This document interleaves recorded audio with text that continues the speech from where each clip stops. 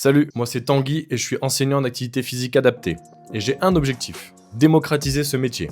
Comment? En rencontrant le plus de professionnels et de bénéficiaires du milieu. Et ça, partout en France. Leur témoignage permettra au plus grand nombre de connaître les tenants et aboutissants de ce métier si spécial. L'objectif à terme est d'interviewer les enseignants des quatre coins de la France.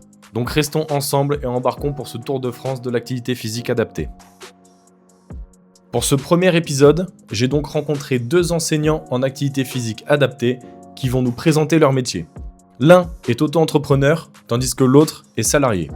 Cette différence de statut peut aider à mieux cerner les possibilités et limites du métier. Alors partons à leur rencontre, au Mans et dans les Pyrénées-Orientales, qui marquent les deux premières destinations de ce documentaire.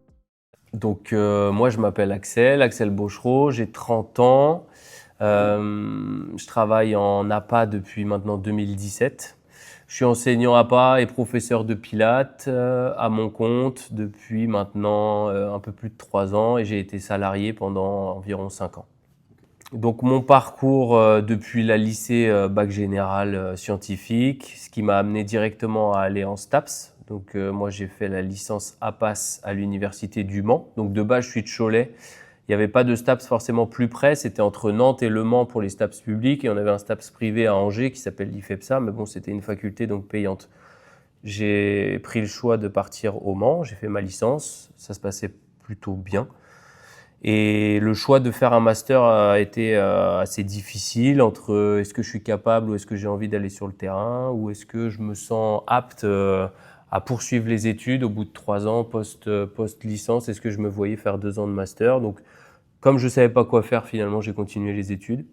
J'ai fait le master à PAS, donc ça s'appelait IRHPM à l'époque. Donc, c'est ingénierie de la rééducation, du handicap et de la performance motrice. Donc, c'est un super nom, mais ça veut juste dire qu'on est formé à faire de l'APA pour les gens qui ont des pathologies et des handicaps. Et à la suite du master, ou même pendant le master 1, j'ai fait un DU sport et cancer pour me spécialiser en cancéro grâce à un tuteur qui m'a poussé à faire un peu plus que les autres. Et pendant le master 2, j'ai commencé à travailler. J'ai fait un espèce de master en alternance, même si au Mans, on n'est pas en master alternance, mais je travaillais plutôt que de faire un stage. Donc du coup, j'ai fait mon stage sur mon lieu de travail, ce qui m'a amené tout de suite à pouvoir développer, à la suite de mon master, un peu de réseau pro, des activités, et puis ça s'est enchaîné comme ça depuis 2018, au fur et à mesure des années. Alors, pourquoi l'APA ? Quand j'étais au lycée, je me suis fait les croisés. Et quand je me suis fait les croisés, j'étais en terminale à l'opération, donc rééducation LCA, j'ai fait de la kiné. Et le métier m'intéressait beaucoup. Donc déjà, de base, j'aime beaucoup le sport. J'ai fait une filière sport au lycée. Donc on avait 6 heures de sport en plus par rapport aux filières classiques. Du coup, le sport, c'était un choix évident. Donc le STAPS, c'était presque un choix évident. Et quand j'ai été opéré et que j'ai dû faire un parcours de rééducation kiné, je me suis dit, c'est quand même sympa d'aider les personnes à retrouver des capacités, à refaire de l'activité après les opérations. Donc on voyait dans le cabinet, dans le salon, des gens qui ont des pathologies, des gens qui ont eu des accidents, etc. Puis des gens qui sont en retour de blessures. Donc je me suis dit, kiné, c'est quand même sympa. Et du coup, j'ai fait les portes ouvertes en STAPS. Donc au début, j'hésitais surtout entre coach ou entraîneur parce que je commençais la musculation. Comme j'ai été blessé au genou, j'ai commencé à faire du renfort, etc. Et donc tout ça, ça me parlait. J'aidais les autres, enfin plutôt les autres. J'aidais mes potes à se mettre à la muscu, à commencer à faire des entraînements, etc. Donc tout ça, j'aimais bien. Et quand j'ai découvert la filière entraînement sportif, coach sportif, et que j'ai rencontré des coachs qui disaient c'est difficile de travailler à son compte, de trouver des clients et tout ça, je me suis dit finalement kiné, t'as pas besoin d'aller chercher les clients ou les patients, c'est eux qui viennent à toi. Donc du coup ça m'intéressait, j'ai un cousin qui était kiné, j'ai été voir comment il travaillait et tout, et en fait la patientèle était super âgée. Il y avait beaucoup de gens qui venaient que pour des massages, donc tu vois c'était déjà en 2012-2013, donc tu vois même la kiné a évolué depuis. La kiné, là, en 2025, on est sur du traitement actif, des exercices, etc. Alors que déjà 10-12 ans en arrière, on était encore beaucoup sur une patientèle qui venait pour du massage, ça s'était pas trop démocratisé, etc. Et en fait, ce côté-là, je reçois les patients, il y en a quelques-uns qui font des exos, ça me plaisait, mais d'autres où je dois passer du temps, les manipuler, les masser, ça m'intéressait moins. Et quand j'ai fait les visites au STAPS, j'ai découvert la filière APA totalement par découverte, par chance, qui était un peu une évolution de la filière ES, mais pour les gens qui avaient des pathos, des douleurs ou des difficultés. Et du coup, l'APA, ça m'a parlé direct. C'était un peu un mélange entre l'entraînement sportif, le coaching, un peu un mélange entre la kiné et la rééducation. Et l'APA, ça correspondait totalement à mes besoins. Refaire de l'activité, rééduquer sous une certaine forme, réathlétiser pour des patients, pour des gens post-opératoires, des accidents de la vie, etc. Et c'est comme ça que j'ai découvert la passe et je suis rentré dedans dans la licence, ça m'a bien plu et j'ai continué dans le master comme je me voyais pas travailler, je me sentais pas encore légitime et puis c'est comme ça que je suis tombé dedans. C'est vraiment les croisés qui ont permis de découvrir la rééduque, de se dire putain, t'es utile, tu aides les gens à se rééduquer et en plus tu leur fais faire des exercices. Et moi j'étais en plein en train de bouffer développé couché, squat, etc. pour ma rééduque. Je me disais c'est trop bien, je vois les évolutions sur moi, j'ai envie de pouvoir aider les autres. Exactement. Donc c'est grâce aux croisés. Si je m'étais pas pété les croisés, je serais peut-être pas APA. Le métier d'enseignant APA en général, il est axé sur la prise en charge de personnes qui ont des difficultés, que ce soit physiques, psychologiques ou sociales. Et le but, c'est de rendre à ces personnes qui ont soit perdu des capacités fonctionnelles, respiratoires, de leur redonner des capacités, de leur redonner de l'autonomie, favoriser, on va dire, une remontée après un accident, une maladie, une opération, et de rendre les personnes plus autonomes et retrouver des capacités. Donc nous, on les accompagne dans ce process-là, à X moments de la vie, à X moments de la maladie, et puis essayer de leur redonner goût à l'activité physique aussi. Il y a des personnes qui viennent et qui disent la dernière fois que j'ai fait du sport c'était au collège ou alors je suis pas du tout sportif. Et quand on leur explique que non, l'APA c'est pas du sport, c'est de l'activité physique mais adaptée à vous, en fonction de vos capacités, en fonction de vos difficultés, en fonction de vos envies aussi. C'est important d'essayer de correspondre à ce que les gens ont envie de faire. Et puis on essaye quelques séances, et des séances un peu plus dures, moins dures, on s'ajuste et on commence à entretenir une relation entre le soignant et le soigné, entre le patient et l'enseignant APA. Et c'est là où tu te rends compte que tu peux faire exploser la personne, lui redonner goût à plein de choses, se faire une nouvelle image de soi, de son propre corps, de ses capacités. Donc nous, on est vraiment un aidant à un moment de la maladie ou de la vie ou à un moment X où c'est difficile et on les aide à traverser les embûches sur ce chemin-là. Précisément. Alors moi spécifiquement dans la partie APA, j'accompagne des personnes en maison sport santé, donc c'est pluripatho. Ça peut être de juste quelqu'un qui est lombalgique, prothèse de hanche, prothèse de genou, à quelqu'un qui est en fauteuil, jusqu'aux maladies chroniques comme la sclérose en plaques, cancer, etc. Donc maison sport santé, vraiment on accueille tout le monde. Et en plus spécifique encore, j'interviens surtout avec un public cancérologie. Donc ici où on filme les lieux à la maison des patients au Mans. Donc là, c'est que des activités soins de support pour les patients qui sont atteints de cancer. Et la Ligue contre le cancer aussi. J'ai travaillé longtemps avec la Ligue contre le cancer d'Angers. C'était d'ailleurs mon premier emploi de 2017 jusqu'à 2024. J'ai démissionné l'année dernière à la naissance de ma fille, mon deuxième enfant, parce que ça faisait trop de route. Habitant au Mans, aller à Angers une fois ou deux par semaine, c'était trop contraignant, trop fatigant. Donc en fait, j'ai toujours fait de la cancéro depuis mes débuts et j'en fais encore. Donc ça, c'est vraiment ma spé grâce au DU Sport et Cancer. Et en dehors de l'APA spécifique, on rajoute aussi la norme, ou plutôt l'activité Pilates, qui pour moi est un complément à ce qu'on fait en renfort musculaire classique, ce qui permet d'avoir deux activités distinctes, mais de proposer les deux activités aux patients. Et à la suite du master, on avait découvert quelques cours, ce qui me paraissait une pratique pas forcément pour moi très agréable ou très appréciable, mais c'était du renforcement musculaire doux. Et finalement, c'était un travail de gainage, etc. Je trouvais ça intéressant pour les patients qui avaient des capacités limitées, pour une condition physique limitée ou pour des grosses douleurs. Le pilate qu'on fait nous en association, c'est du pilate sur tapis. On n'a pas forcément besoin de machine, du petit matériel. Le pilate, c'est accessible parce que c'est sécuritaire, sans chute, sans choc, sans traumatisme. On travaille dans la lenteur et dans le contrôle. Donc en fait, ça donne une notion de... Je fais une activité physique plutôt douce, où j'ai un travail postural de contrôle de conscience, et de l'autre côté, de l'APA plus classique, où c'est plus en moteur, en équipe, en double. Donc il y a ce côté, je me recentre, je fais un travail pour mon corps, vraiment postural, on va dire, et un côté un peu plus ludique, dynamique, où je fais de l'APA en mouvement avec des ballons, des élastiques, des haltères, etc. C'est pour ça que je me suis développé dans le Pilates et ça a tellement pris d'ampleur sur ma pratique que c'est presque 50% de mon emploi du temps, et c'est triste à dire, mais c'est l'activité Pilates qui me fait plus gagner d'argent, qui me fait le mieux vivre que mon diplôme d'enseignant APA, tu vois. Okay. À raison équivalente de 5 ans en APA pour une formation en Pilates, c'est le Pilates qui me fait mieux vivre. Mais je gagne de l'argent et je peux faire du Pilates parce que je suis APA. Tu vois ce que je veux dire ? On a intégré le Pilates à la Ligue contre le cancer, on a intégré le Pilates dans les associations classiques aussi, pas forcément pour les gens qui ont des pathologies, juste un public vieillissant parce que ça intéresse quand même surtout les personnes d'un certain âge. Et les activités en journée, elles sont accessibles à ceux qui sont soit en congé maladie, donc pas facile pour eux, ou alors ceux qui sont à la retraite. Donc du coup, ouais, voilà. Et du coup, en journée, on a quand même beaucoup d'activités qui sont soit pour des gens malades, soit des gens retraités, parce que les gens classiques ou en bonne santé, ils travaillent. On voit une amélioration globale des capacités et puis l'intégration aussi aux activités par le fait que déjà, ils se réinscrivent d'année en année.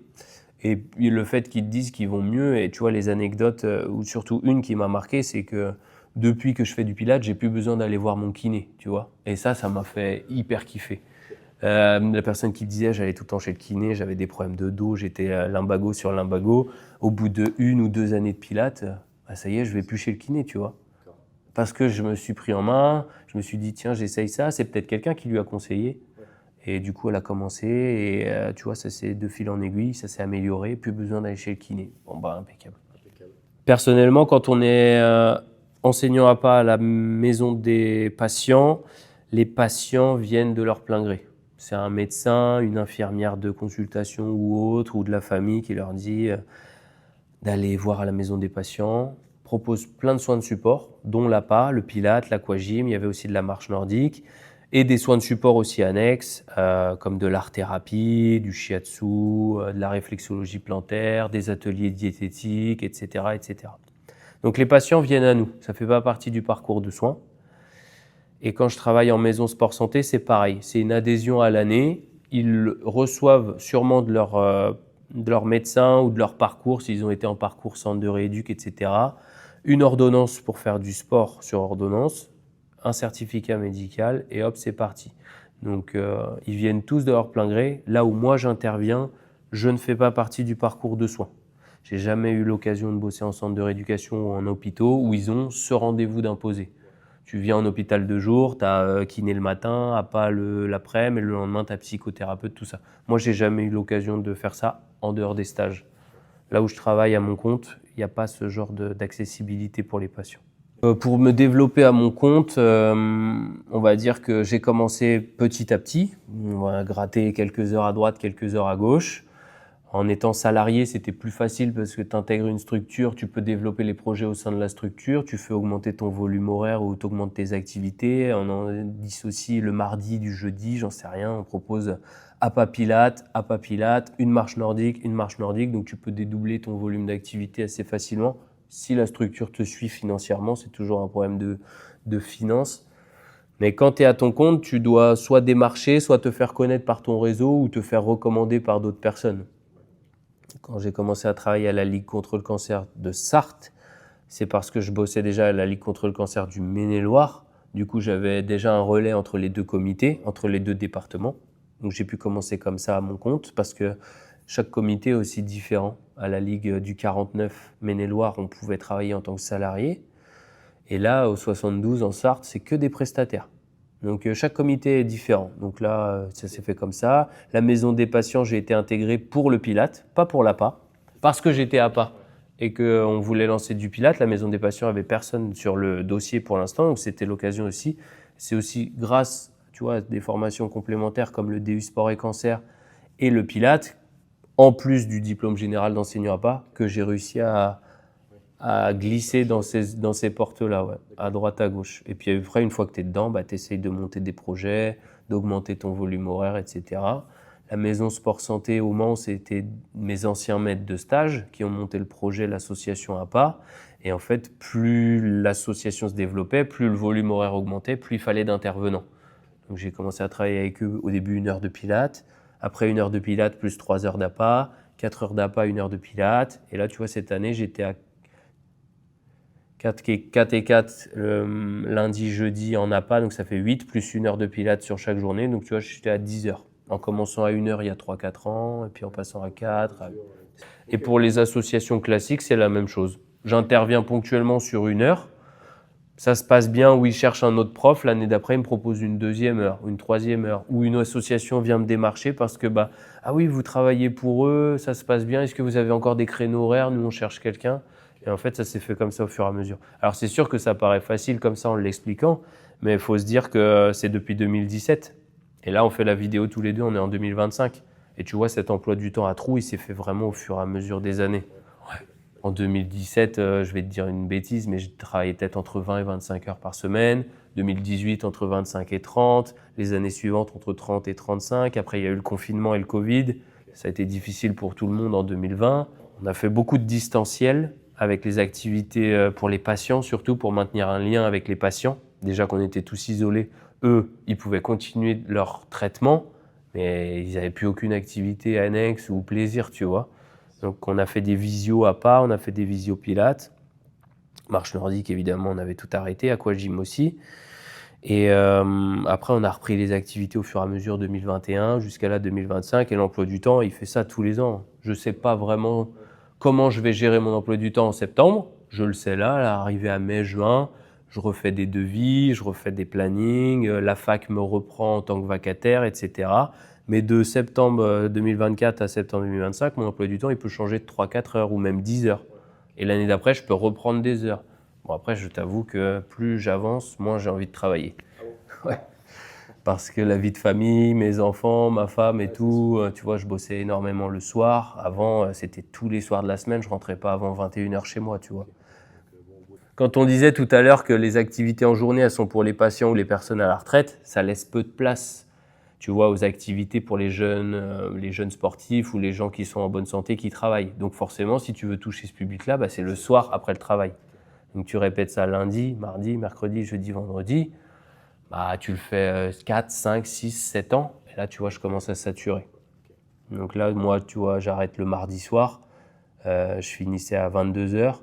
Le vendredi soir, je finissais à 21 heures. Et là, je sais qu'il me reste plus que 2 semaines. En septembre, je ne re-signe pas ces contrats-là.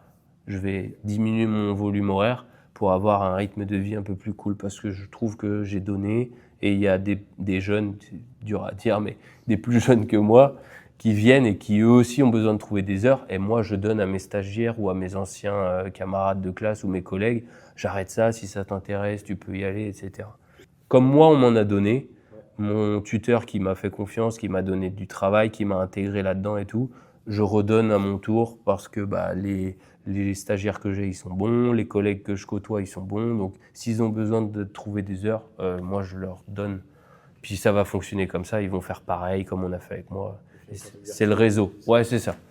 Tu formes les gens, ils sont bons, ils sont compétents. Une fois que toi, tu te sens plus capable ou tu n'as plus envie de continuer cette mission ou cette activité, tiens, si tu as envie de travailler, je sais que tu es bon, tu peux gagner bien ta vie avec cette activité-là, si ça te tente, tu y vas. Si jamais personne ne la veut, ça repart dans le marché du travail classique. Je reçois beaucoup de messages sur Instagram depuis que je me suis lancé sur les réseaux, sur les débouchés, les craintes et les peurs. Est-ce que je dois faire un master? Est-ce que je peux m'arrêter à la licence? Tu vois, ça arrive souvent, ce genre de questions qui sont assez récurrentes. Les gens ont peur. Est-ce que ça vaut vraiment le coup de faire 3 ans d'APA? On m'a dit que c'était bouché, ou alors je ne sais pas où trouver du travail. Dans quel domaine je peux travailler? Bon, après, c'est tellement large. Tu peux être enseignant APA et finir, tu vois, et bosser plus qu'en pilates, ou tu peux faire enseignant APA pour des structures, pour un hôpital, pour un centre de rééduc, tu peux bosser à ton compte, tu peux aller bosser dans des EHPAD, dans des IME. En fait, il y a tellement de... Ouais, c'est ça. Ouais, ouais, c'est ça. C'est vrai que c'est un gros entonnoir. Il y a beaucoup de monde. Et puis, plus les taux se resserrent, moins il y a de personnes. Tu vois, on passe de 90 L3 à 25 Master 2. Tu vois, ça c'est quand même bien écrémé. Et sur les 25, ça ne veut pas dire qu'ils vont bosser tous en APA. Ou il y en a qui vont peut-être faire des remplats à Paris, en Auvergne. Il y en a qui partent dans les dom-toms, tu vois, faire des saisons. Il y en a qui finalement se reconvertissent. Tu vois, j'en connais plein des APA qui sont après repartis faire kiné. Tu vois, c'est marrant. Ils ont déjà fait 5 ans d'APA. il retourne faire 4 ans de kiné. De toute façon, oui, je suis d'accord avec toi. Peu importe ce que tu fais, ton diplôme initial, ta formation initiale, si tu complètes avec quelque chose autour, un DU, un BNSSA, une formation pilates, stretching, prépa physique, tu vois, tu augmentes des casquettes, tu passes avec plus de compétences, plus de capacités, tu pourras augmenter aussi et valoriser ta personne, toi en tant que professionnel. J'ai fait ça, j'ai fait ci, j'ai telle expérience. Et après, forcément, tout ça, ça se monétise aussi. Parce qu'il y a toujours cette envie derrière de, oui, j'aide les gens, mais il faut aussi que je gagne ma vie et que si je peux, je gagne bien ma vie. Le rapport des patients ou du public par rapport à l'APA, ça dépend de qui tu vas toucher. Mais déjà, APA, pas forcément connu, et très fortement méconnu, même aux yeux du grand public. Donc quand ils viennent, on leur explique un petit peu. Il y en a qui vont te dire, c'est quoi APA, c'est quoi APA? Bon, on t'explique que tu es enseignant APA, enseignant d'activité physique adaptée, que c'est de l'activité physique adaptée pour la santé. Et tu essayes de casser un peu les barrières ou les idées reçues qu'ils peuvent avoir. Non, c'est pas du sport, vous allez voir, c'est pas vous faites ci, vous faites ça. C'est pas comme au collège, c'est pas comme au lycée, c'est vraiment vous allez bouger, vous allez faire de l'activité. Quand ça ira moins bien, on fera des trucs moins durs. Quand ça ira mieux, vous ferez des trucs un peu plus. Et on essaye de les rassurer au premier contact. Si on a la chance de faire un entretien ou s'ils arrivent déjà avec des idées reçues, on essaye de casser leurs croyances qui sont peut-être limitantes, ou alors des peurs ou des craintes ou des doutes, de les rassurer, commencer à entretenir une relation avec le patient, une alliance thérapeutique, on pourrait qualifier ça comme ça. Voilà. Je sais que vous avez des difficultés, mais vous allez voir, vous êtes quand même capable de faire des choses. Et puis au fur et à mesure des séances, on jaugera, on jugera. Donc c'est plutôt bien reçu quand même dans la grande généralité. Après, ça ne matche pas avec tout le monde. Soit c'est sa façon de faire, sa façon d'interagir. Des fois, le groupe prend trop de place. La personnalité de chacun, tu vois, ça ne peut pas matcher avec tout le monde. Donc, je pense que c'est plutôt bien accueilli. Après, est-ce que tout le monde répond ou correspond aux besoins ou aux attentes de l'APA? Ça, je ne sais pas. C'est pour ça que je pense qu'il faut beaucoup discuter. On a un métier humain, on est dans la relation, on doit être à l'écoute, on doit être dans l'empathie, on doit questionner pour essayer de connaître notre cible, tu vois, de qui tu es vraiment. Pas forcément un travail psychologique, de quel est ton parcours, est-ce que tu as des traumatismes, etc. Mais comment ça va aujourd'hui? Est-ce que ça a été la semaine dernière? Est-ce que cet exercice qui vous faisait mal au genou, il vous le fait encore aujourd'hui? Est-ce que c'était pas trop dur? Parce qu'on pourrait perdre des patients en se disant j'ai été trop fort, j'espère qu'elle va revenir la semaine prochaine et tout. Donc, juste désarmer des fois des petites peurs ou des petites craintes. C'est normal si vous avez des courbatures aujourd'hui. On a fait une bonne séance, vous allez voir. Si vous avez des douleurs, n'hésitez pas à vous étirer, marcher, bien vous hydrater, vous reposer un peu. Donc je pense que la relation elle est plutôt bonne avec le public ou les patients en général, si on arrive à désamorcer leurs craintes, leurs peurs et les rassurer. Ouais. Leur montrer qu'on est à l'écoute, qu'on est disponible, il ne faut pas hésiter à nous poser des questions aussi et nous d'aller vers eux. Et on le voit difficilement avec les étudiants qui commencent leur premier stage. Ils n'arrivent pas, tu vois, à aller trop parler aux patients. Il y en a qui sont super à l'aise, tu vois, ils ont le côté animation, ils ont le côté fun, ils vont tutoyer facilement les gens. Et il y en a, ils sont très sur la réserve, très protocolaires avec la séance, et puis on n'en déborde pas du cadre. Donc tu vois, il y a vraiment des relations entre les personnes. Et je pense que c'est une question aussi propre à soi de prendre en assurance. Normal. Les premières fois, c'est dur. Tu es observé par ton tuteur, tu te dis que tu es jugé, tu ne sais pas vraiment ce que les capacités des personnes en face de toi. Donc ça vient avec le temps. Donc si les étudiants écoutent ou regardent un passage, vraiment les premières fois c'est normal d'avoir peur, on passe tous par là, on n'est pas confiant avec ce qu'on a fait, on n'est jamais sûr à 100% et de toute façon on ne sera jamais sûr à 100%. Et ça va venir avec le temps, avec l'expérience, vous allez prendre en garantie, en assurance, en confiance et vous allez développer, vous allez peut-être vous-même vous découvrir dans la pratique. Moi je vois qu'en Pilates, tu vois, il faut beaucoup parler. Il y a des personnes qui vraiment prendre la parole en public ou gérer un groupe, c'était très stressant et qui ont travaillé là-dessus, le fait de se forcer à le faire. C'est comme quand on prépare des oraux.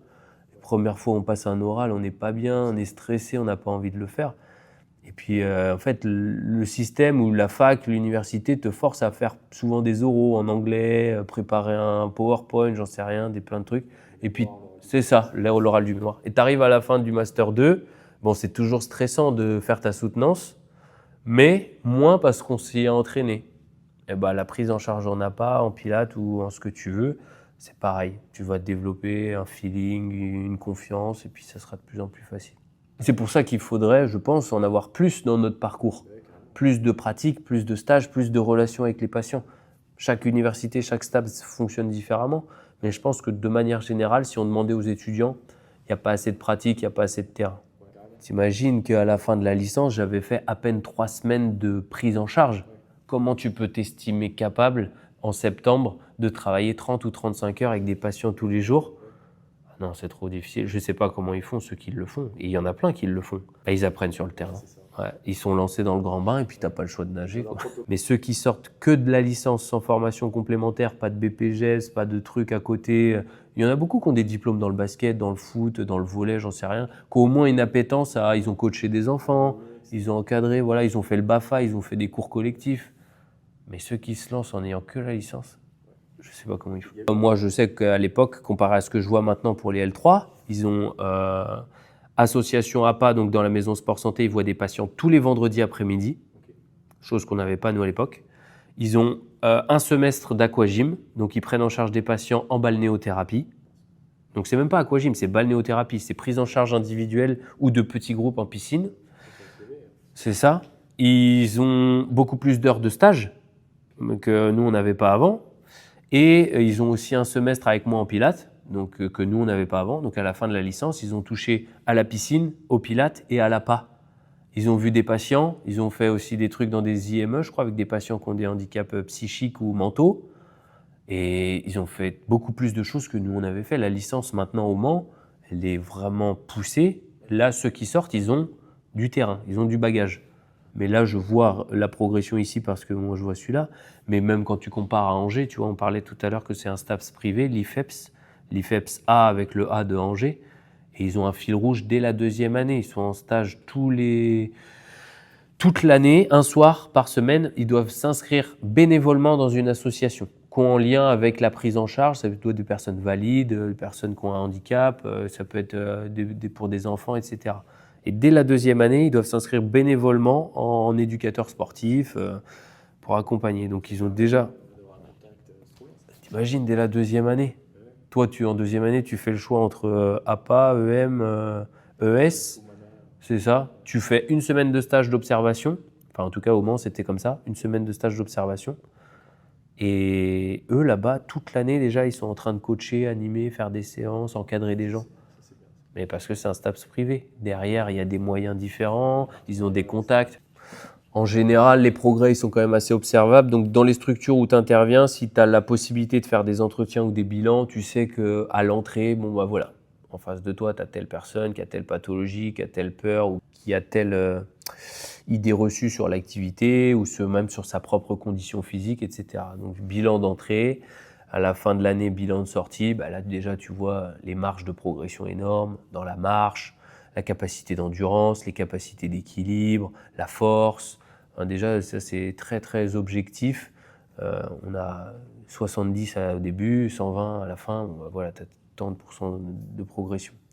On a aussi le feeling. La relation entre quelqu'un de fermé au départ, qui vient, qui découvre, qui ne se sent pas forcément à sa place, et à la fin de l'année, des gens qui parlent, qui sont souriants, qui s'intègrent au groupe.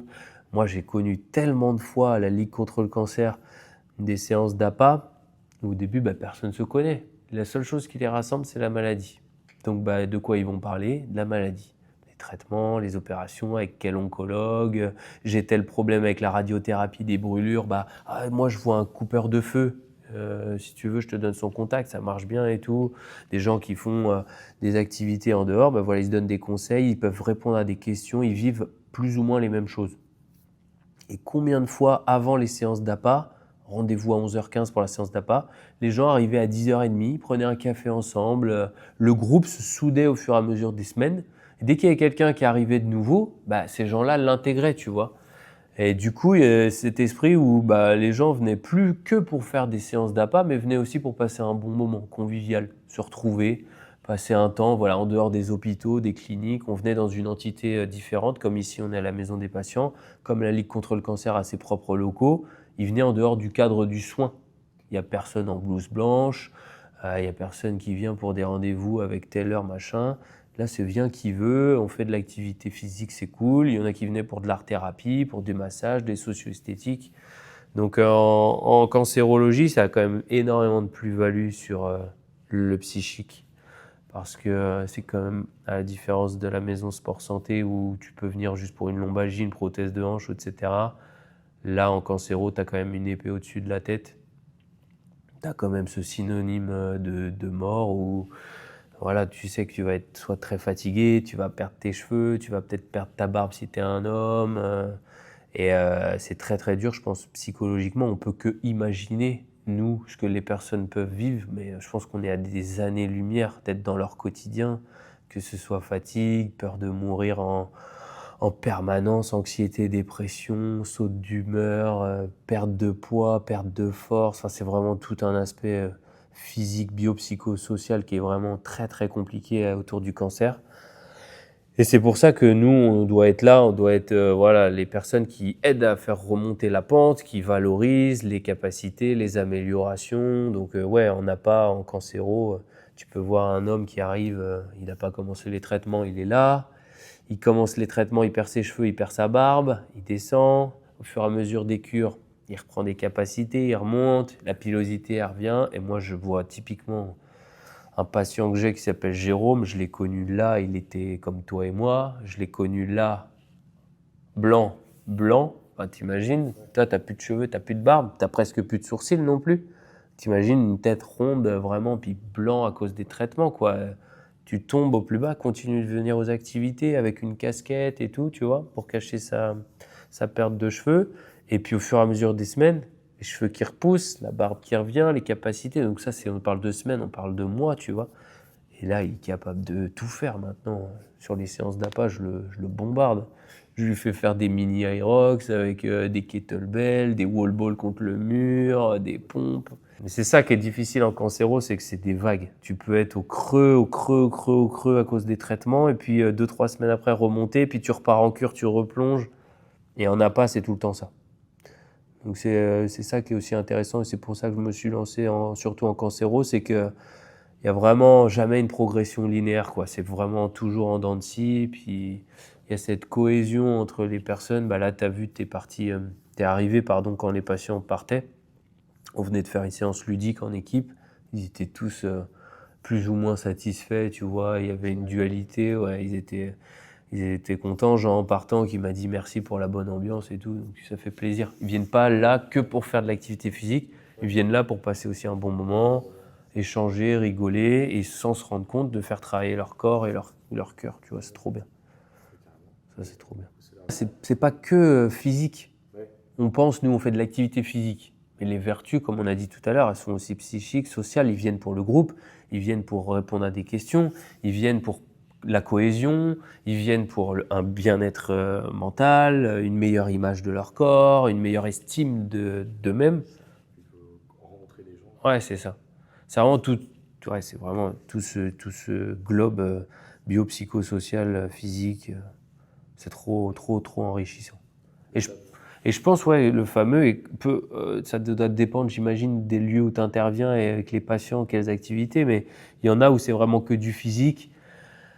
Il y a des endroits où tu fais du réentraînement à l'effort et sur une séance d'1 heure, ton patient il passe 30 minutes sur le vélo, 30 minutes sur le tapis. Bah oui, c'est sûr que c'est bien pour le physique, mais là, bon, tu libères des endorphines, peut-être que c'est mieux dans la tête, mais il n'y a pas d'échange, il n'y a pas de groupe, il n'y a pas de cohésion, tu n'as même pas forcément l'occasion de parler ou partager.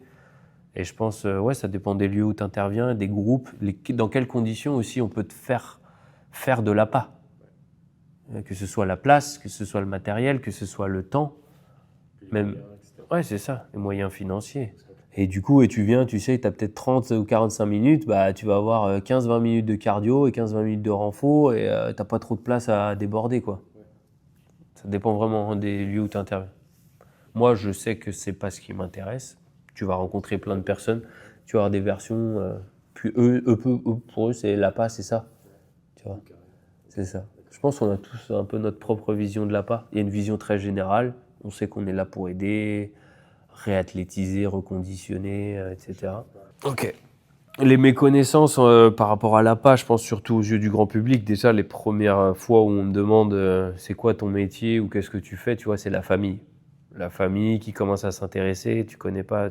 Si t'es pas, je pense, si t'es pas touché par quelqu'un qui fait de l'APA, ou si tu travailles pas dans le milieu du soin. Et encore, je suis gentil parce que les médecins les plus âgés, ils savent pas qu'on existe, tu vois. Et, à part ceux qui se mettent à jour, etc. Donc ça, c'est cool, ça va changer. Mais les premières personnes qui vont t'en parler, qui vont te demander ce que tu fais, c'est quoi? Ah, le STAPS, c'est pas pour faire prof de PS, tu vois, des conneries comme ça. Non, il n'y a pas que ça en STAPS. Et les premières fois où tu expliques ton métier, bah, je vais faire ça, je suis dans cette filière, le but c'est de faire de l'activité physique pour les patients, etc. Ah ouais, mais c'est un peu comme kiné. Ouais, bon, un peu de loin. Tu vas faire une forme de rééducation, de réathlétisation, tu vas retravailler avec ton patient à travers des exercices, à travers de l'activité physique. Donc moi, je manipule pas, je fais pas de massage, j'utilise pas les électrodes, les TENS, etc. Donc il faut expliquer à ta famille, puis après ils expliquent à leur entourage, mais tu as toujours les mêmes questions, c'est comme kiné, c'est un peu prof de sport, c'est un peu coach sportif, souvent on nous appelle coach, tu vois. Oui, si vous voulez, on est un peu un coach de sport santé. On est là pour répondre à des besoins. Vous faites de l'activité physique, vous pourriez dire que c'est du sport. L'APA, c'est adapté, on pourrait dire que c'est adapté à votre santé. Tu vois, et puis il y a plein de différentes façons de l'expliquer. C'est vrai que le terme enseignant APA a peut-être été mal choisi parce que quand on pense à enseignant, tu penses à enseigner quelque chose. Je suis enseignant. Si tu entends ça, je suis enseignant, tu vas dire, il travaille peut-être à l'école, collège ou lycée.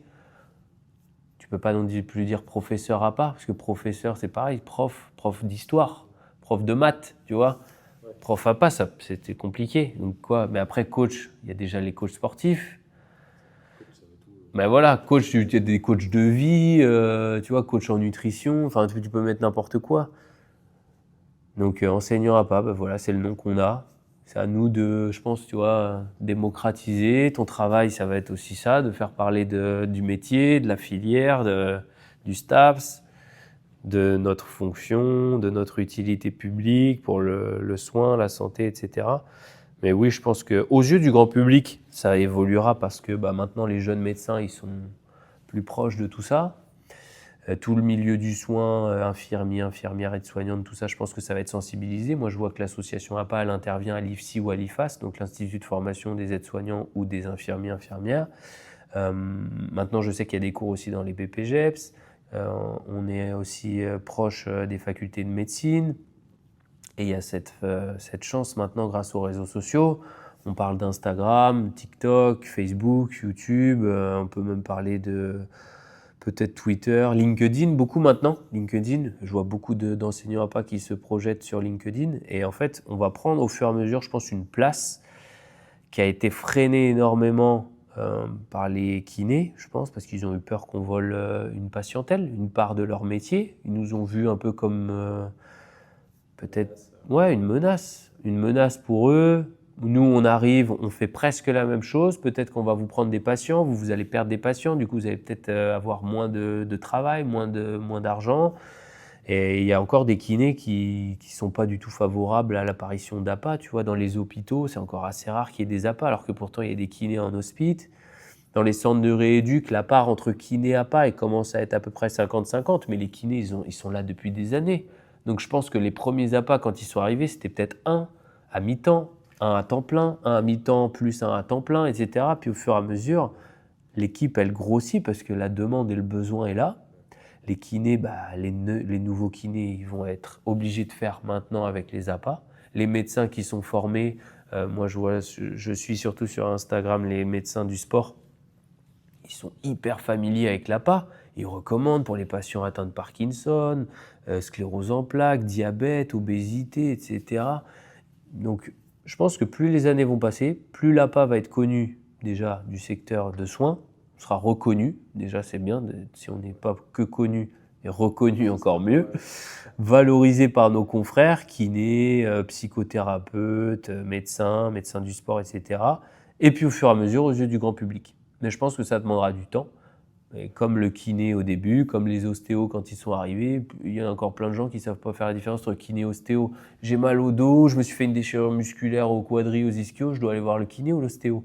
Bah, ça n'a rien à voir quand même entre les deux. Mais parce que nous, on le sait, on a des appétences ou des affinités avec ça. Mais je pense que, ouais, avec le temps, les méconnaissances, les idées reçues, même les clichés sur le métier ou la formation, elles vont être de plus en plus cassées et puis vont disparaître, je pense, avec le temps. Puis ça se trouve, dans quelques années, il y aura encore des métiers un peu parallèles qui vont émerger, tu vois. Et est-ce que les APA pourront se développer en dehors du secteur de France? Tu vois, je sais qu'en Belgique, ils ne savent pas trop qui on est. Pour avoir discuté avec des kinés belges, ils ne savaient pas ce que c'était l'APA. Ils ne connaissaient pas du tout les enseignants APA. Au Canada, je sais que tu es un peu APA, on appelle ça un physiothérapeute. Il y en a quelques-uns qui vont faire des Erasmus là-bas et qui vivent là-bas, qui travaillent là-bas. Il y en a une sur les réseaux qui vit au Canada qui s'appelle ACT-APA, je crois. ACT ou Active APA. Et qui est une APA au Canada. Bon, la plupart du temps, dans les meilleurs souvenirs, c'est comme on disait tout à l'heure, c'est de recevoir des patients au creux de la vague, de voir des patients qui sont totalement presque déprimés, à quel point la maladie les touche. Tu vois, dans des entretiens, ça peut être des personnes qui s'effondrent en face de toi quand tu commences à poser des questions sur la pathologie. Est-ce que vous prenez des traitements? Bah oui, je prends des antidépresseurs et tout, sinon j'arrive pas à dormir, des somnifères, tu vois, ça peut aller très loin, très bas. Et puis de voir ces personnes-là qui remontent la pente au fur et à mesure des semaines, tu vois, de se sentir utile.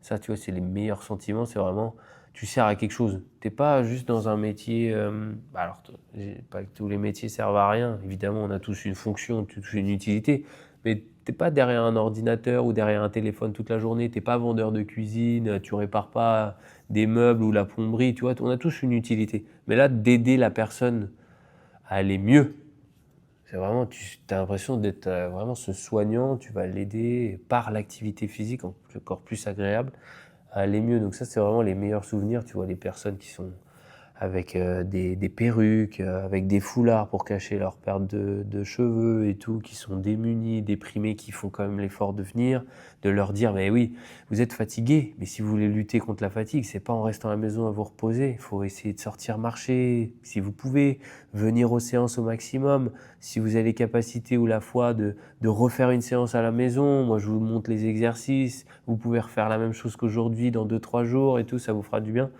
Et de voir ce cercle vertueux qui prend place alors que la personne a été au fond du trou et tu te dis, ouais, là, vraiment, c'est chouette. Donc ça, je dirais que c'est dans les meilleurs souvenirs. Et ouais, puis la récompense, on cherche pas la gratification ou la reconnaissance, mais en fait, on le voit, on le ressent au fur et à mesure. Et souvent, en fin de prise en charge, on a le droit à des mots vraiment impactants, gentils, bienveillants. Il y en a même souvent qui nous offrent des choses, tu vois. Nous, on est là juste pour les aider. Ils nous offrent des t-shirts, des chocolats, tu vois, quand c'est les fêtes. Merci encore pour tout. Ça fait chaud au cœur, tu vois. Et on le fait pas pour ça, évidemment, mais on a toujours cette satisfaction de dire, ouais, j'ai quand même été utile dans ce moment difficile de sa vie. Peut-être qu'elle se souviendra de moi dans X années, elle a découvert l'APA, elle sait ce que c'est un enseignant APA, je l'ai aidé à aller mieux, peut-être à surmonter cette épreuve, et de dire qu'on a cette fonction, ce rôle-là pour ces personnes, c'est très agréable pour le métier. Ouais, c'est ça, cette sensation de vraiment d'être une pierre à l'édifice pour le mieux-être, le soin ou même la rémission, tu vois. Des patients qui ont traversé des épreuves et qui le jour disent ça y est, mon oncologue a dit que j'étais en rémission, je vais pouvoir aller refaire des activités, j'ai repris le travail et tout, je m'en sentais pas capable. Tu les suis pendant des mois, voire des années, donc ça c'est le plus satisfaisant et gratifiant. Après, dans les mauvais souvenirs, bah forcément, il y en a plusieurs, il y en a même beaucoup, malheureusement. Bah après, comme on disait, hein, ça dépend d'où tu travailles et avec qui tu travailles. Le lien, la cancéro, il est fort pour ça, dans le positif, mais aussi dans le négatif, parce que bah, tu perds des patients. Malheureusement, ça va arriver et ça arrivera encore. Cette année, on a perdu déjà en début d'année 2025, on en a perdu l'année dernière, des gens que tu accompagnes et qui laissent des traces. Là, je sais qu'on a une paire d'haltères, tu vois, c'est tout con, mais on a une paire d'haltères de 500 grammes d'une patiente qui venait et qui avait acheté ses propres haltères parce que nous, on n'avait que 1 kg minimum. Qui disait, non, à chaque fois que je fais les exercices, c'est trop dur. Je viens avec mes paires d'haltères. Bon, bah, très bien, au moins, on pourra faire. On n'avait rien d'autre sous la main. Cette personne-là laissait ses haltères toutes les semaines ici parce qu'il y avait qu'ici qu'elle les utilisait. Le jour où elle a dit que ça allait moins bien, elle a dit « je vais laisser les haltères là ». Et tu vois, 3 semaines après, elle était décédée. Donc on a toujours ces haltères, les petites haltères noires qui servent à certains patients qui sont en difficulté. Je sais que c'est à elle, et je sais qu'elle est venue là, elle a aimé les séances et tout, on l'a aidée, mais même si on a fait notre maximum, que ce soit l'équipe des médecins, les infirmiers, nous on n'a pas, la réflexion plantaire, etc. On a tous mis un peu notre pierre à l'édifice. Ça n'a pas suffi, tu vois, pour supporter et surmonter la maladie. Et pendant le confinement, on avait aussi, donc on disait tout à l'heure, des activités en visio. Et il y a un patient qui venait en pilates, tu vois, et on coupait les micros pour faire la séance. Il n'y avait que moi qui parlais. Puis au début, on prend tout le temps des nouvelles, tu vois, pour savoir comment ça a été, comment ça va aujourd'hui, surtout qu'ils étaient tous confinés. Puis il y a un patient qui nous avait dit, en plus, il y en était plusieurs, qui prend la parole, tout le monde est en face de sa caméra et écoute, que voilà, il est en train de faire naufrage et qu'il sait qu'il ne va pas s'en sortir. Et qu'il profite au maximum de faire les dernières séances, mais il ne sait pas s'il sera encore là. Il ne sait pas si on sera encore là la semaine prochaine. Putain, ça me donne des frissons, tu vois. Il ne sait pas s'il sera encore là la semaine prochaine, avec une voix tremblante, émue, et toi, tu dois faire face et gérer ton cours. Et voilà, tu fais ton cours, tu vois, le micro est coupé, mais tu vois qu'il s'arrête pour faire des pauses, pour respirer, qu'il tousse, cancer des poumons, tu vois. Le Pilates, c'est un gros travail de respiration, d'ouverture thoracique et tout. Tu vois qu'il s'arrête derrière son écran, qu'il fait des pauses. Il est comme ça, il a une toux, il boit, etc. Moi, tu dis au revoir, à la semaine prochaine. Puis la semaine prochaine, il ne se reconnecte pas. Tu n'as pas forcément de nouvelles parce que même si tu écris, tu vois le téléphone derrière, tu ne sais pas qui répond. Puis 2-3 semaines après, tu reçois des nouvelles de sa femme qui dit que voilà, il est parti, il le savait, il a apprécié ses séances jusqu'au bout et tout. Et voilà, tu l'as accompagné presque dans ses derniers jours de vie. Je ne sais pas exactement combien de jours après il est parti, mais il le savait. Et tu vois, il nous l'a dit à tous. Et on était tous émus avant la séance. Et le jour où on a refait une visio et que j'ai eu les infos, j'ai dit en début de cours, voilà, il est parti.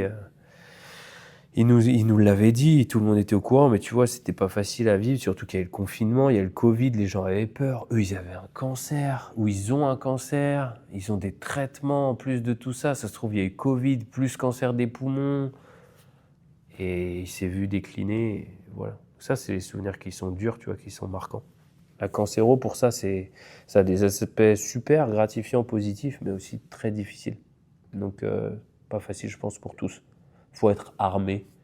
Et la première fois où tu fais face à un décès, tu ne l'es pas. Et même plusieurs fois après, tu ne l'es toujours pas. Et depuis 2017, si tu perds entre 1 et 5 patients tous les ans, tu vois, ça fait toujours chier. Et pourtant, c'est des personnes qui sont captes. Ils sont aptes à venir.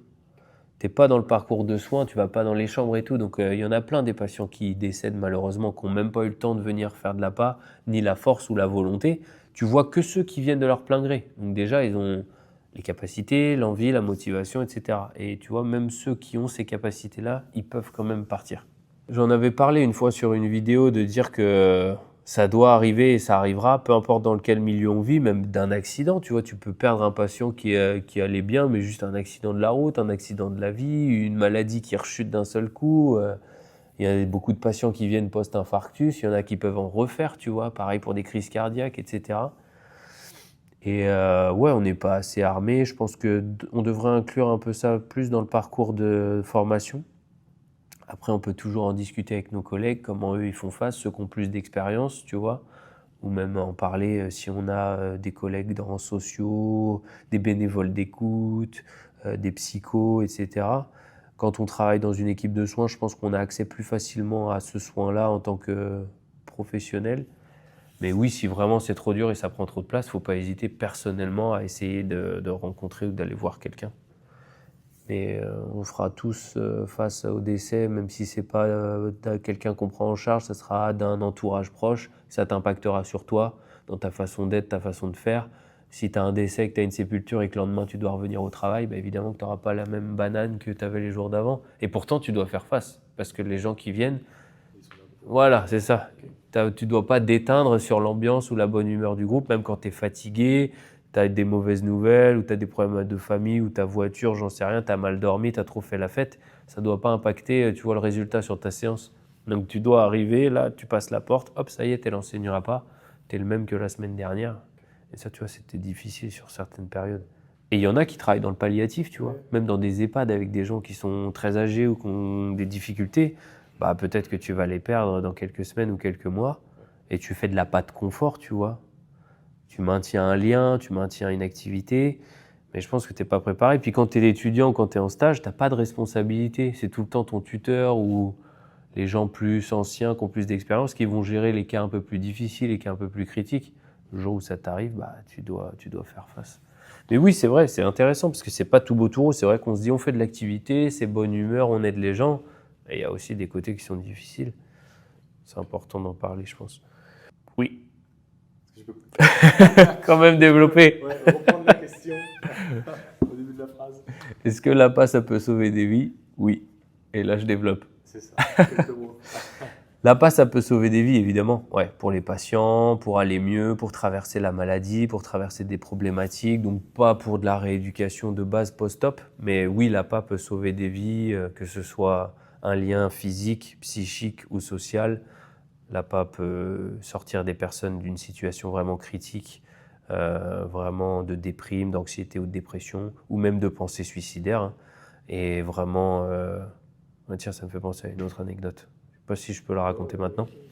En entretien avec un patient atteint de cancer d'un certain âge, tu vois, je dirais bien à 60, 65, un expert comptable, je crois, quelqu'un qui a tout donné pour sa carrière, tu vois, qui a vraiment bien vécu financièrement, avec une épouse qui devait être dans le même domaine, je pense, dans les Hauts-de-France vers la Suisse, qui a dû peut-être travailler un peu en Suisse, vivre en France, enfin quelqu'un qui avait eu une bonne estime de sa vie, qui trouve qu'il a bien profité et que là, l'annonce de la maladie a remis pas mal de choses en question, tu vois. Et lors de l'entretien, il me dit que lui, il n'a pas eu d'enfant. Il n'a pas eu cette chance. Il a préféré voyager, avoir une carrière, gagner de l'argent, faire des trucs à droite à gauche, mais qu'il a ce regret-là maintenant, arrivé, tu vois, c'est même pas à 40 ans, tu vois, c'est 65 ou 70 ans, la retraite, ça se passait bien, de l'argent, de pouvoir bouger, voyager. Ce regret de se dire, j'ai pas eu d'enfant, j'ai pas eu de fils, tu vois, il me disait ça à moi, parce que moi, j'étais encore plus jeune, je devais avoir 25 ans peut-être, avant le confinement, ouais, donc moins de 25 ans, peut-être entre 23 et 25 ans. Il me dit ça à moi, j'ai pas eu de fils, j'aurais pu avoir un fils de votre âge et tout, j'ai rien eu à transmettre, j'ai pas d'héritage à donner, il se remet en question maintenant, avec des pensées vraiment négatives en mode, finalement, quelle trace je vais laisser dans cette vie où je suis passé, j'en ai profité pour moi avec mon épouse, mais je laisse rien derrière moi, et là, arrivé face à la maladie, j'ai pas envie de prendre les traitements. J'ai pas envie de me battre, parce que pourquoi, pour qui, tu vois ? Donc, il y a quand même l'amour de son épouse, mais elle était, je pense qu'ils en avaient discuté avant. Et en Suisse ou en Belgique, tu sais, il y a les assistances au décès. Ouais. Tu peux, si tu as une maladie grave, faire le choix sous certaines conditions de mourir médicalement. Et il me parlait de ça, mais moi j'avais 23 ou 25 ans, tu vois. Je vois un monsieur de 60 ans qui a plein d'expérience, qui a vécu plein de choses. Il me parle de j'ai pas envie de prendre les traitements, je vais me laisser mourir, et si ça se passe mal, je vais mourir médicalement, quoi. Et il s'effondre devant moi, tu vois, j'ai pas d'héritage, j'ai pas envie de me battre, j'ai bien vécu, j'ai pas envie de finir dans un état déconditionné alors que je pourrais paisiblement m'endormir, tu vois. Et ça, tu vois, c'était ouah, la grosse claque que j'ai pris dans la gueule. Le mec de 60 ans devant moi qui me dit je vais me laisser mourir, je fais ce choix-là. J'ai bien vécu, j'ai pas envie de me battre. Si ça se passe bien, tant mieux, je vois jusqu'où je peux tenir. Et si ça se dégrade, je fais le choix de prendre rendez-vous et je vais me laisser mourir. Parce que j'ai rien à laisser, et personne qui m'attend, bon, à part son épouse, mais j'imagine que, tu vois, c'était d'un commun accord. Et ouais, voilà. Moi, j'avais pas d'enfant à l'époque. Je savais pas où me mettre. J'étais là. D'accord, oui, t'essayes d'accueillir ce qu'il te dit, tu vois. Puis en plus, t'as un vieux monsieur devant toi qui a une certaine classe, tu vois, une certaine prestance. Tu vois qu'il n'est pas d'un milieu classique, c'est un monsieur aisé, qui a certaines valeurs, une certaine richesse, même sur lui, tu vois, bien habillé, propre et tout. Toi, tu es en face, habillé en short t-shirt, tu as 23 ans, tu as un monsieur qui va te dire qu'il va se laisser mourir en train de pleurer. Ouais, c'était chaud. Ce moment-là, il était assez compliqué aussi. En fait, il est vraiment venu pour discuter, savoir ce qu'il pouvait faire, ce qu'il voulait faire, et je pense qu'il avait besoin d'en parler. Et je crois que ce monsieur-là, je ne l'ai jamais pris en charge. Je crois qu'on a fait l'entretien, il a discuté avec moi, je lui ai dit bah, on peut faire des séances d'appât, on peut maintenir des capacités, repousser, etc., la fatigue, les douleurs. Bah, je lui ai expliqué tout comme d'habitude. Mais pour l'instant, il était en bonne santé. Juste, il savait qu'il a un cancer, il n'avait pas envie de faire les traitements. Et en fait, ce n'est pas forcément la maladie en soi qui décline le plus la personne, c'est vraiment les traitements. La chimio, ça déglingue tout, tu vois. Fatigue, anxiété, dépression, perte de poids, perte de force, etc. Donc en fait, il n'avait pas envie d'arriver à cet état-là. Et je pense qu'il ne ressentait pas forcément le besoin. Donc il était venu à la Ligue contre le cancer, il a pris rendez-vous. Un entretien qui aurait dû durer 15 minutes avait duré plus de 30 minutes. Et je pense que ça c'était, enfin de mémoire, parce que ça commence à dater maintenant, ça finit comme ça et je ne l'ai jamais pris en charge. Ça c'est sûr. Je ne sais pas ce qui est devenu. Toi, tu te dis, toi, tu le prends pour toi, tu te dis, mais tu as quand même une famille, enfin. Bon, t'as pas d'enfant, mais t'as une femme, t'as peut-être encore des frères, des sœurs, t'as des amis peut-être qui comptent sur toi, t'as peut-être encore le temps d'avoir des projets. Enfin, moi, après, c'est tellement difficile d'être à sa place. Mais moi, si ça m'arrivait, j'ai pas envie de me laisser mourir. Alors peut-être que si j'avais... Ouais, voilà, que t'as bien vécu, que tu sens que t'as fait tout ce que t'avais à faire. Bon, bah, sauf le gros regret d'avoir jamais eu d'enfant. Mais là, de toute façon, peu importe s'il y avait maladie ou pas maladie, c'était trop tard. Mais c'est ce fait de se dire, là, t'es malade, tu vas peut-être mourir ou bientôt mourir, tu te remets en question maintenant. Ah putain, si j'avais su, j'aurais peut-être pas fait carrière, j'aurais peut-être fondé une famille, transmis des valeurs à mes enfants, un héritage et tout. Même toi, ouais, en tant que personne, quelle trace tu veux laisser, tu vois, quel impact pour les autres.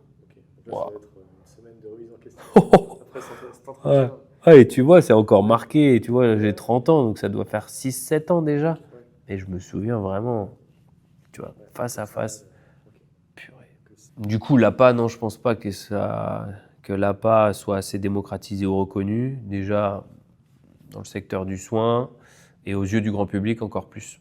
Donc, pour que ce soit le cas, il faudra laisser le temps, faire son travail.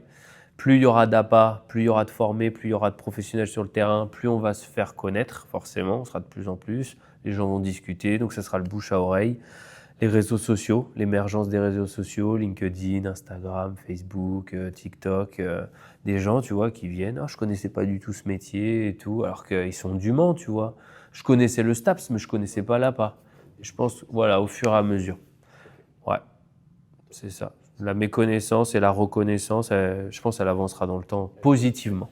À toutes celles et ceux qui vont écouter ou visionner ça, qui se lancent dans l'APA ou qui découvrent l'APA, ben, n'hésitez pas à approfondir le sujet. Si vous êtes étudiant dans cette filière ou si vous avez envie d'aller dans cette filière, il y a vraiment plein de belles choses à faire et à découvrir. Plein de belles choses à faire sur le métier, mais aussi en dehors. Vous allez vraiment vous retrouver dans cette activité ou dans cette formation pour aider les autres. Et franchement, ça, c'est très enrichissant personnellement. Donc, si vous avez un choix de cœur à faire, n'hésitez pas à aller découvrir l'APA, que ce soit dans des stages ou juste en observation. Et si ça vous convient, bah, foncez. C'est un métier qui est vraiment en pleine expansion. Alors oui, il y en aura de plus en plus, mais il en faut aussi de plus en plus pour la population, qui est de plus en plus vieillissante aussi, pour toutes les activités en lien avec le sport et la santé. Donc voilà, en tout cas, c'était un plaisir de discuter de ça avec toi et de pouvoir échanger sur le sujet avec tous les confrères et tous les collègues qui vont partager le Tour de France de l'APA. Merci à Axel d'avoir répondu présent pour cette interview. Ça nous permet de mieux comprendre les tenants et aboutissants du rôle d'un enseignant APA, et spécifiquement pour des professionnels libéraux. Je donne maintenant la parole à Lucille, exerçant le même métier, mais en tant que salariée. Alors bonjour, je m'appelle Lucille Dailly-Monteil. Je suis enseignante en activité physique adaptée à la Maison Sport Santé à l'EFPA Pyrénées-Catalanes. Après le lycée, j'ai fait STAPS à Toulouse. J'ai fait un DUG entraînement sportif.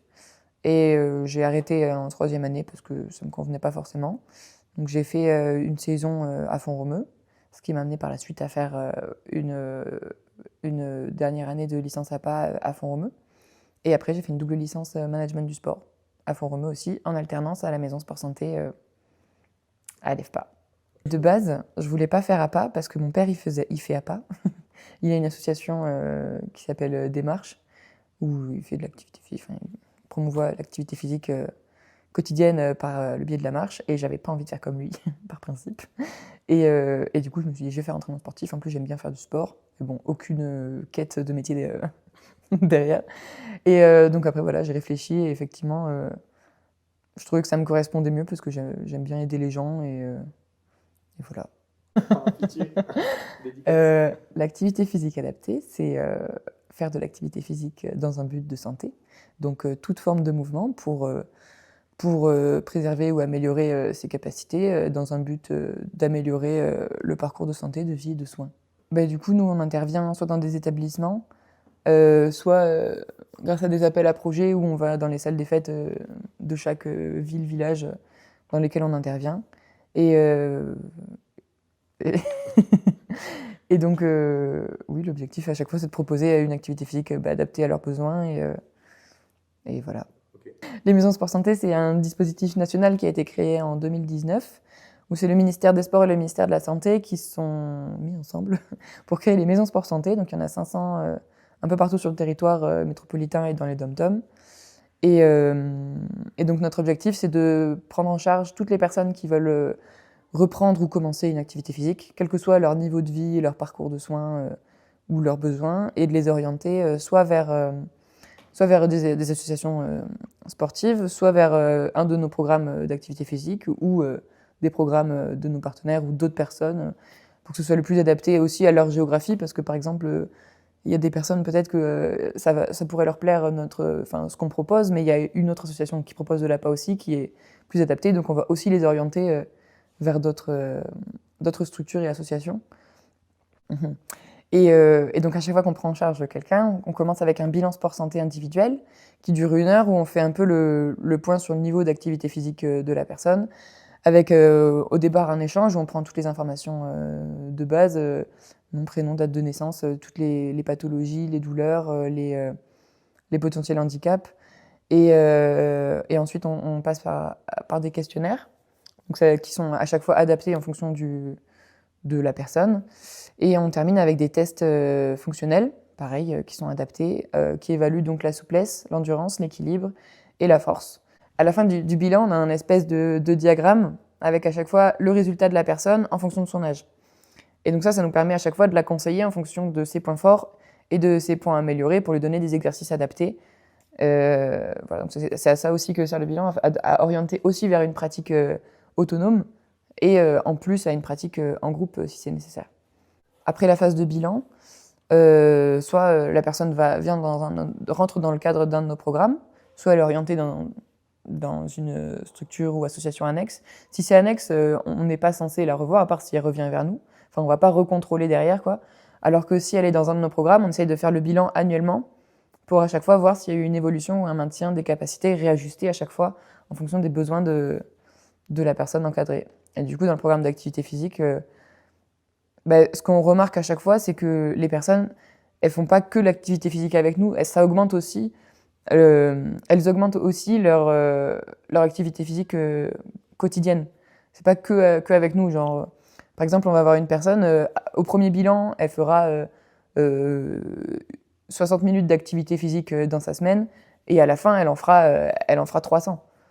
Et c'est surtout ça qu'on regarde, c'est que les personnes, elles bougent mieux et surtout, elles se sentent mieux. C'est ce à quoi servent les 2 questionnaires qu'on a. Ce qu'on utilise le plus souvent, c'est un questionnaire de perception de la santé, le Garnier, et le ONAPS-PAC. C'est vrai que par rapport, comme on en parlait tout à l'heure, au pôle pédiatrique ou aux cliniques, où les gens, en général, ils viennent et ils n'ont pas forcément envie, quoi. Là, les gens qui viennent vers nous, ils ont forcément envie de reprendre, ou alors ils ont été recommandés par le médecin. Mais déjà, ils ont conscience que c'est bien pour eux et que c'est nécessaire, qu'ils ont besoin d'être mis en forme. Donc, en général, ils sont souvent motivés. Mais bon, après, il y a forcément des personnes qui sont plus difficiles à motiver, qui qui vont un peu être dans le déni et fuir un peu la réalité, mais 98% des personnes, elles sont super motivées et le fait d'être accompagné, d'avoir un rendez-vous toutes les semaines, ça les motive. Et après, moi, j'essaye de garder un contact régulier avec chacune des personnes que je prends en charge, surtout avec les personnes avec maladies psychologiques ou psychiatriques, parce que elles ont encore plus besoin d'être motivées, parce que ça peut être un peu plus aléatoire la motivation. Et donc tu vois, par exemple, on intervient au CMP, centre médico-psychologique, et tous les matins avant la séance, j'envoie un texto pour leur dire alors qui vient, comme ça eux ils se sentent directement concernés et c'est plus difficile de se défiler. Dans les séances, Ceux qui sont motivés, je vais pas beaucoup les stimuler, mais de temps en temps, ceux où je vois qu'ils viennent de moins en moins ou que je sens que la motivation elle baisse ou que c'est difficile, je les appelle de temps en temps quand je sens que c'est nécessaire. Pareil pour malheureusement, il y en a où ils ont des problèmes de santé ou quoi. Pareil, on les appelle toujours pour prendre les nouvelles et bon après c'est pas forcément c'est pas forcément pour le travail, c'est juste que ça nous importe quoi de savoir que les personnes comment elles se sentent quoi. Et surtout qu'il y a aussi les autres personnes du groupe qui nous demandent après alors comment ça va, ça fait longtemps qu'elle est pas venue. Et donc il y a de l'entraide, quoi. ouais. Okay. Puis les gens, surtout les personnes âgées là, dans les groupes, ils se tirent vachement vers le haut quoi. Ils covoiturent et ils bougent ensemble à côté, quoi. Ils vont faire d'autres choses. Et là, par exemple, pour les vacances, je leur envoie un petit message. Bon, il n'y a pas de séance, mais n'hésitez pas à bouger quand même et tout. Donc, ils m'envoient tous des messages. Oui, ça va. Le plus difficile, c'est que vu qu'on n'est pas en clinique, les groupes, ils sont hyper hétérogènes. Et donc, après, du coup, les freins physiques, ça va être que pour une partie du groupe. Mais ce qui est le plus flagrant, c'est l'équilibre, je trouve. Parce que c'est pour ça qu'on a des groupes pas trop nombreux, quoi. On va pas, là, pour l'instant, on va pas au-delà de 8-10, quoi. Parce que plus après, s'il y en a un, deux, trois qui ont des gros problèmes d'équilibre, ça peut être dangereux, quoi. Moi, je reste à côté à chaque fois, j'essaye d'adapter pour que ce soit sécuritaire et qu'ils puissent toujours se rattraper. Mais c'est vrai que des fois, il y a des chutes que tu peux pas prévoir, quoi. Quand une personne, elle est en train de marcher tout droit et que d'un coup, tu sais pas pourquoi elle tombe, ça me terrifie. C'est horrible. Il y a des personnes qui ont besoin d'être énormément stimulées.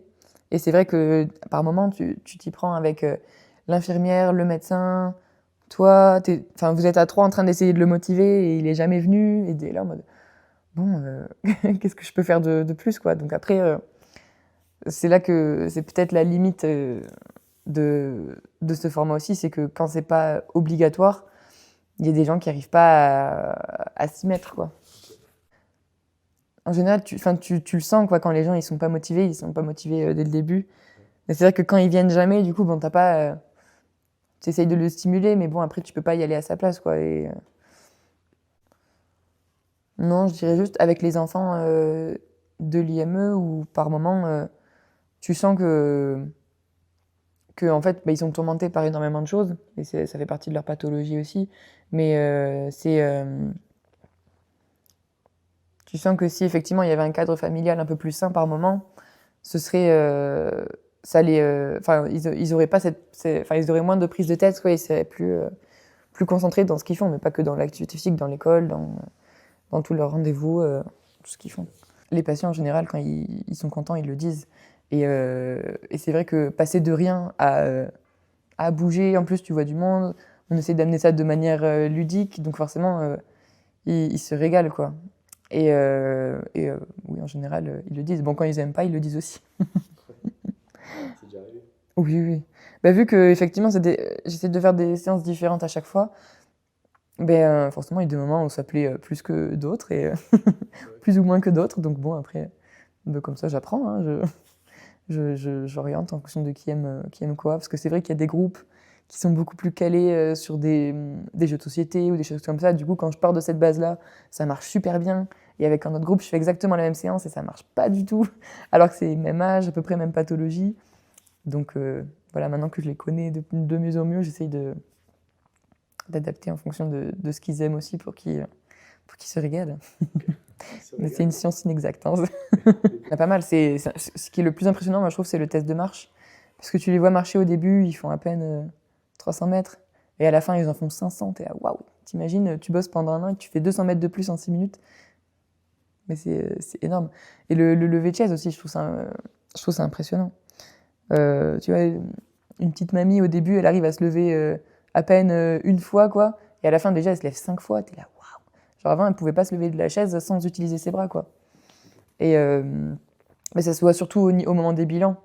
Mais c'est vrai que le progrès, il se fait tout le long de l'année. Et, moi, ce que je remarque surtout, c'est une diminution des plaintes au niveau des douleurs.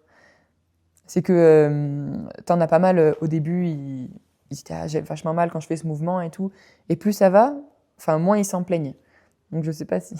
Après, peut-être que juste ils le disent pas, mais quand je leur demande, en tout cas, ils me disent non, j'ai pas eu mal à ce moment-là. Donc c'est vrai que oui, bouger, ça diminue aussi vachement les douleurs. Le test de marche ou le test du lever de chaise et tous les autres tests, ils nous permettent de voir qu'il y a eu une amélioration ou un maintien de la condition physique. Et c'est vrai que ça va se ressentir surtout dans leur quotidien, qui vont avoir moins de difficultés pour faire leur ménage, pour aller marcher, ils vont être moins essoufflés. Souris. Même tu sens que dans les premières séances, les gens ils sont tendus, ils sont fermés, et plus ils font de l'activité physique, plus ils s'ouvrent. Et plus ils se lâchent. C'est intéressant avec le groupe du CMP, parce que c'est vraiment des gens de tout âge, de tous milieux sociaux, ils sont vraiment différents, quoi. Et c'est vrai que de les voir ensemble, c'est assez particulier. Surtout que c'est des pathologies très différentes aussi. Comme quoi? Ça va être... tu vas avoir quelqu'un de dépressif, et à côté, tu vas avoir quelqu'un avec une déficience intellectuelle. Ça peut être un mélange. Et à côté, tu vas avoir un schizophrène. Bon, ils sont stabilisés sous traitement, nickel. Et c'est vrai que ça fait un mixte assez particulier. Mais en même temps, c'est intéressant, quoi, parce que ça fait une mixité qui est sympathique. En fait, ils créent un lien pendant la séance, ils s'entendent bien, mais moi, j'aimerais bien que ça aille plus loin et qu'ils arrivent à se stimuler, à se voir en dehors, quoi. Mais c'est vrai que c'est plus compliqué à mettre en place, surtout en fonction des pathologies. Mais c'est vrai que j'aimerais bien que ça aille plus loin à ce niveau-là, mais il faudrait que je réfléchisse à vraiment comment vraiment les encourager à faire un truc et que ce soit peut-être les accompagner aussi vers ça. Après, il y a des groupes, ceux qui se connaissent déjà, ils le font déjà, parce qu'ils ont des groupes seniors à côté, ou voilà. Après les enfants, eux, ils sont tout le temps ensemble, donc il n'y a pas de souci à ce niveau-là. C'est plutôt pour les personnes âgées et le CMP. Pour moi, la première limite de l'APA, c'est que les médecins, ils prescrivent pas assez d'activité physique aux patients. Et c'est vrai que c'est dommage, parce que nous, notre objectif, c'est de cibler des personnes qui sont éloignées de l'activité physique. Sauf que quand on propose du sport santé, quand on propose des choses, c'est forcément les personnes qui y ont déjà touché et qui sont intéressées par ça.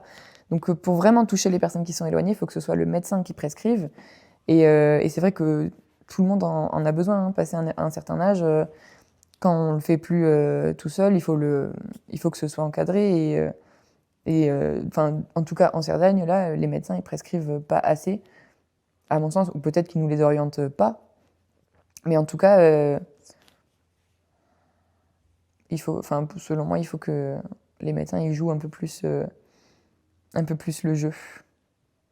Mais c'est pour ça, Aurélie, donc la coordinatrice de la maison Sport Santé, elle passe à chaque fois dans les maisons de santé pluriprofessionnelles pour présenter tout ce qu'on fait à tous les médecins. On leur donne les prescriptions types, on leur donne tout. Et c'est vrai que c'est compliqué. Pas de retour.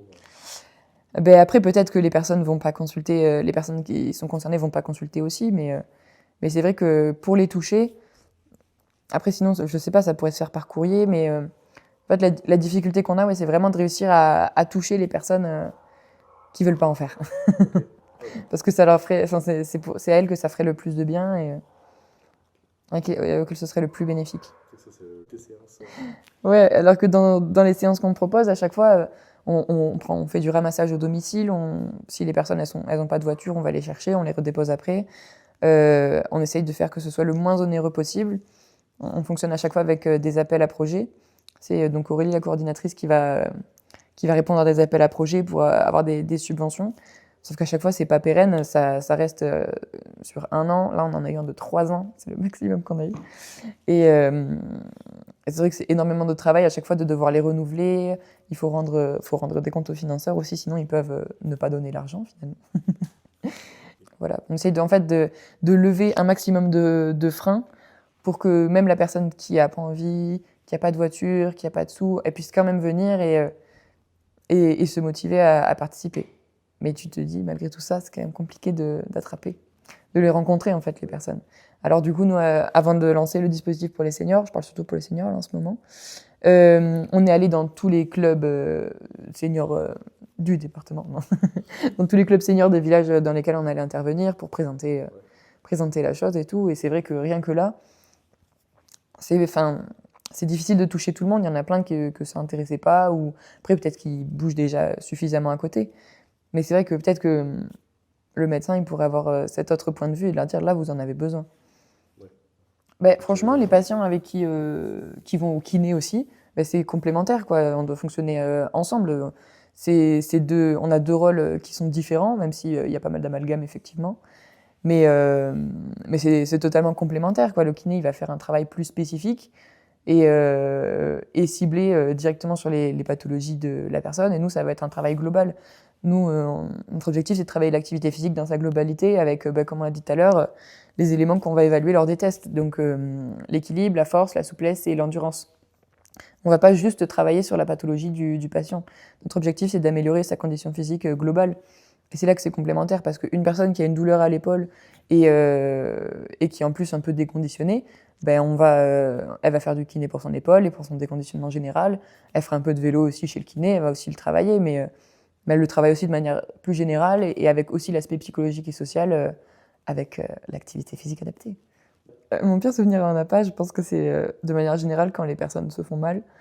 Et pour l'instant, j'ai pas eu encore de blessures pendant mes séances. J'ai eu une enfant qui a crié, mais c'est tout. Donc ça va, on a eu de la chance. Mais c'est vrai que c'est les chutes. Une fois, il y avait une barrière en fer et j'avais mis un élastique autour pour que la personne fasse un exercice. Et la soudure a lâché, la personne est tombée par terre. Donc c'était difficile à prévoir. Là, c'est horrible, hein, j'ai vu ma vie défiler. Mais bon, elle s'est pas fait mal. Ça allait après, mais c'est vrai qu'en plus, quand c'est une personne qui a déjà un lourd passé, pas mal de pathologies, et que ça arrive, c'est pas agréable. Mais bon, après, il y a quand même la majorité des chutes qui sont pas graves, jusqu'à présent. Je touche du bois, ma tête. mais voilà. Et deuxième pire souvenir. En fait, j'avais été vachement étonnée parce qu'il y a eu une embrouille entre 2 personnes plutôt âgées pendant une séance. Et c'est vrai que j'étais complètement sur le cul. J'étais complètement étonnée parce que je n'avais jamais été confrontée à cette situation avant. Et c'est vrai que de devoir gérer 2 personnes qui s'embrouillent de 12 ans, ça va, ça je sais faire, mais 2 personnes de 70 ans, c'est un peu plus technique. Et donc, voilà. Du coup, je me suis dit que je les mettrais plus dans les mêmes équipes. Parce qu'en fait, ils se sont embrouillés. Et après, ils ont refusé de jouer. Tous les 2. Sauf que c'était un jeu d'équipe. Et donc, l'autre équipe a gagné. Et donc, après, j'ai changé un peu. J'ai remis un point sur les consignes. J'ai essayé d'aplatir un peu la situation. Parce que mon but n'est pas que ça finisse en combat. Et après, ça allait. Et j'en ai rediscuté à froid avec la personne qui s'était énervée. J'ai trop peur que les gens de qui je parle, ils regardent le reportage.